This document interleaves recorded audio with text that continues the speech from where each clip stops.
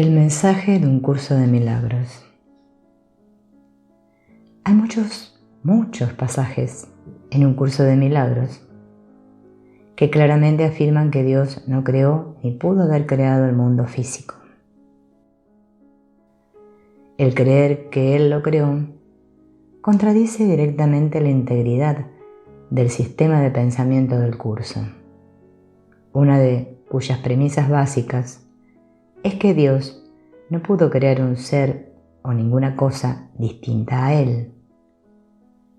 No obstante, los estudiantes del curso a menudo sienten la tentación de cambiar las enseñanzas de este para que al leerlo se entienda que Dios no creó el mundo de dolor, pero sí creó un mundo de belleza física.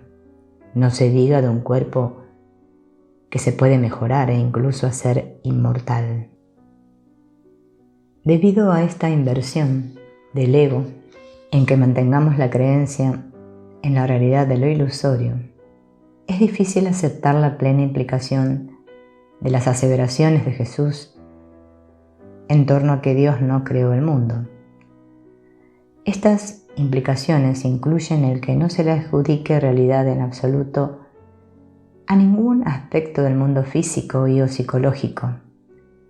En verdad, uno y lo mismo, puesto que el mundo externo no es sino una sombra del interno.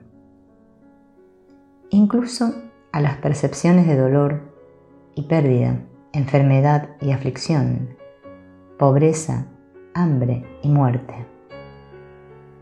Estas implicaciones de igual manera incluyen el que no se le adjudique eficacia a ninguno de los métodos del mundo para curar o aliviar el dolor, tradicionales o no tradicionales.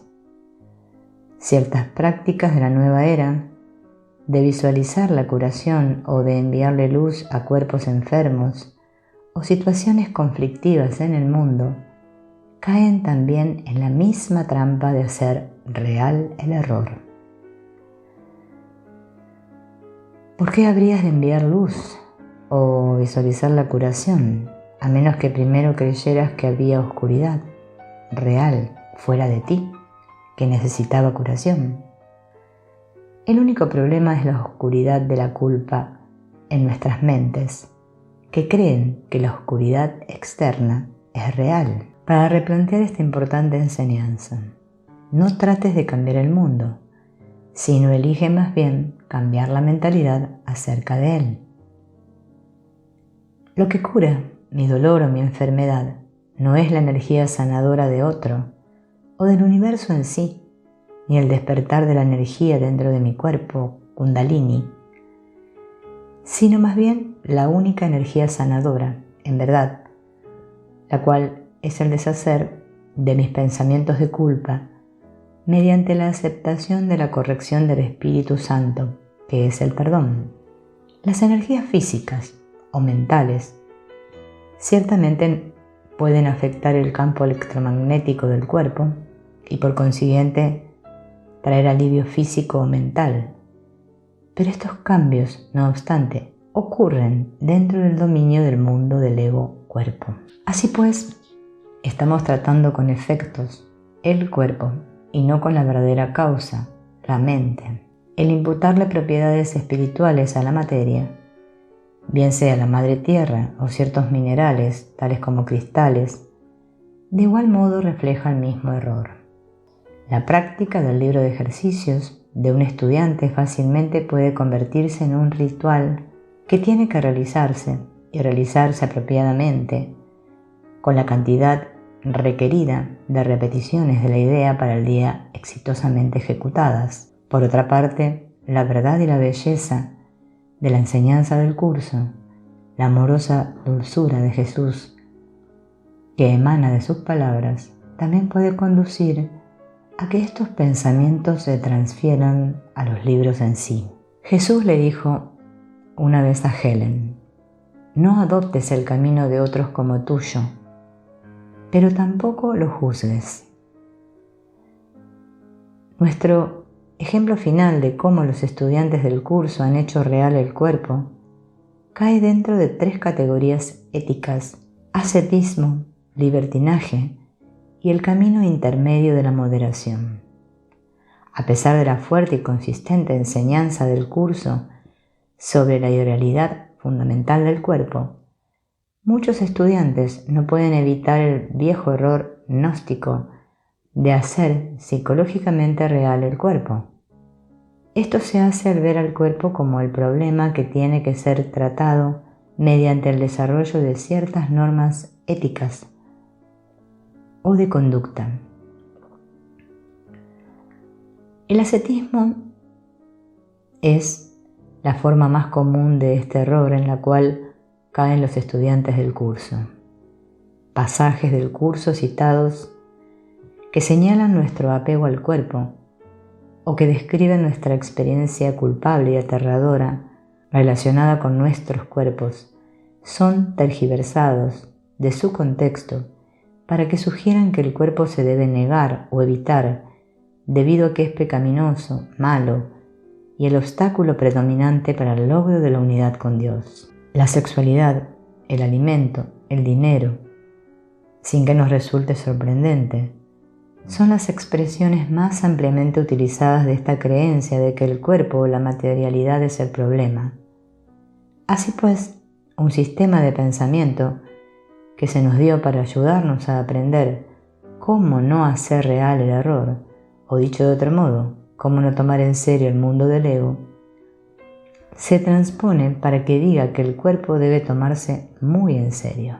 Sin embargo, el aislar ciertas funciones corporales o aspectos del mundo material por ser particularmente impíos es caer en la trampa de la primera ley del caos, de que hay una jerarquía de ilusiones, con lo cual algunos aspectos del mundo ilusorio se consideran mejores o más santos que otros. Esa diferenciación en y de por sí le sirve muy bien al propósito del ego de establecer sus falsas creaciones como reales y la creación indiferenciada de Dios como irreal. Sin embargo, esto ciertamente no significa que uno no deba tener preferencias y tomar decisiones basadas en esas preferencias. Es la necesidad imperativa de que se satisfaga la preferencia lo que constituye el problema, no la preferencia en sí, lo cual es imposible evitar en este mundo de sueños de multiplicidad. Otra forma del mismo error del ascetismo, aunque más sutil, es la noción de que el cuerpo puede ser inmortal.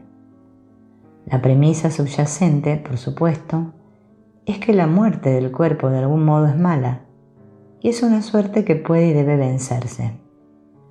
Al adjudicar valor a la vida física eterna, así se ha hecho real el cuerpo, pues si el cuerpo puede vivir para siempre, tiene que ser real. Este error es también resultado del uso efectivo que el ego hace de la negación, de modo que nos olvidemos de que el cuerpo se fabricó para mantener oculto lo que es inmortal, puesto que la inmortalidad es una característica que está totalmente más allá del ego. Una forma adicional de hacer real el error proviene de desvincularse totalmente del mundo, que se percibe como maligno y contaminante. Algunas de las formas adoptadas por este error es denigrar el mundo físico, profesando indiferencia por los acontecimientos mundiales, evitando estar al tanto de las noticias radiales o televisivas, de los periódicos o revistas de noticias, y decir: no voy a contaminar mi mente con la negatividad o violencia del mundo, dándole cabida a las noticias. Lo que ocurre a mi alrededor no es de mi incumbencia, porque es demasiado mundano y no espiritual, y por consiguiente puede interrumpir mi pensar positivo y mi paz mental. Claramente la salvación no depende de que uno se mantenga al tanto de los acontecimientos mundiales. Sin embargo, el sentimiento de repulsión, que con frecuencia está presente en esa desvinculación, delata al ego, pues éste nos ha convencido primero de que el mundo es real por virtud de su valencia negativa y luego nos provee su última solución, la separación en forma de desvinculación de un problema que Él ha determinado que merece nuestra atención. Si uno está genuinamente desinteresado de las noticias mundiales, pues que así sea. La falta de interés no necesita justificación. Si uno experimenta un sentido de aversión al mundo y al cuerpo, tampoco necesita justificación. Lo que esto último sí necesita es una ausencia de justificación basada en los llamados ideales espirituales. Esta justificación es lo que constituye el problema, una sombra del problema original de agravar el error dando testimonio de la realidad del mundo y justificando la defensa en contra del mismo. Sentir una aversión es un error, sin duda, pues a uno solo puede desagradarle algo que primero ha juzgado real. Sin embargo, la corrección del error se evita. Primero, tomar el error en serio y tratarlo como un pecado. Y segundo, justificar el defenderse del mismo mediante la proyección y el elevar el sentimiento de aversión a un principio espiritual. Es más prudente y más saludable aceptar la emoción negativa sin juzgarse a sí mismo. Luego, eventualmente somos capaces de traer su verdadera causa, el miedo, ante el amor del espíritu, momento en el cual la inversión negativa desaparece automáticamente, como desaparece la oscuridad en presencia de la luz. La segunda forma ética que adopta el hacer real el error es el libertinaje.